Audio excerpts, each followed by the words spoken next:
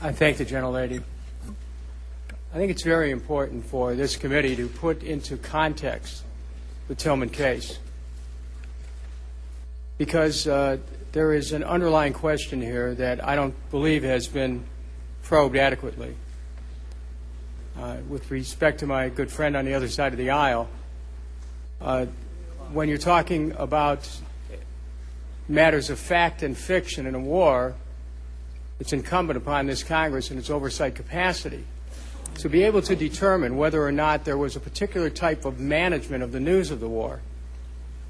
And so in connection with that, Mr. Rumsfeld, can you tell this committee whether or not, in your capacity as Secretary of Defense, you had discussions within the White House regarding press strategies that would be involved in the communication of the events of the war to the American people?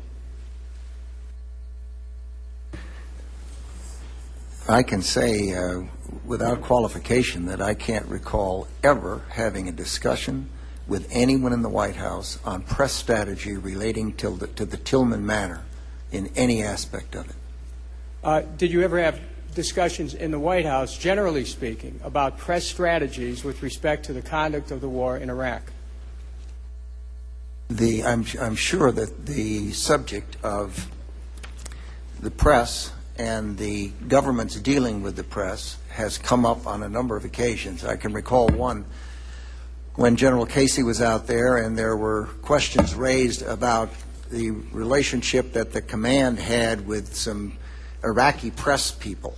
And there was a criticism, for example, of the fact that stories were ending up in the articles which were accurate, but would not have been in there had there not been some relationship between his command and the reporter. And there was a big debate on that.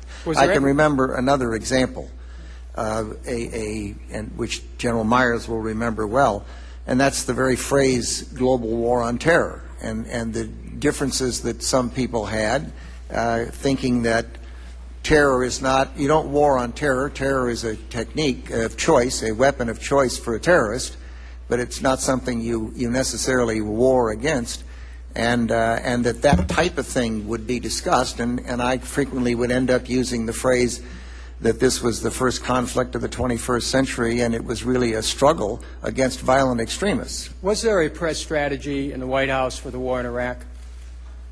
You'd have to ask the White House.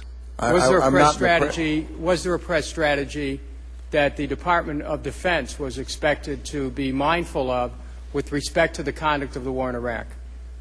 To my knowledge, there was no White House press strategy that the Pentagon was told to be mindful of. Was there a Department of Defense press strategy with respect to the war? If there was, it obviously wasn't very good.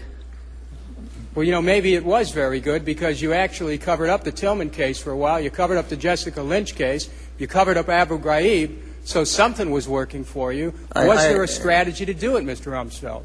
Well, Congressman, the implication that you said you covered up, that's just false. You have nothing to base that on. You have not a scrap of evidence or a piece of paper or a witness that would attest to that.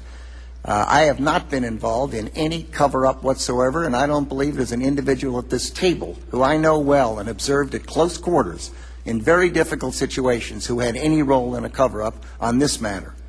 Well, thank you for acquitting yourself. I was speaking of the Department of Defense, and I was speaking of things that are manifest and obvious. We've held a hearing on the Tillman case. We've held hearings on Abu Ghraib. And the hearing on this, you have not been able to establish how is it that this news could get out. No one managed it. No one communicated it to the American public. It just happened. I mean, you haven't really given this committee a good explanation as to how it happened, Mr. Rumsfeld. This committee has held many hours of hearings on the subject, and they've had the witnesses of the people who were responsible for the management of this issue, and it was the United States Army.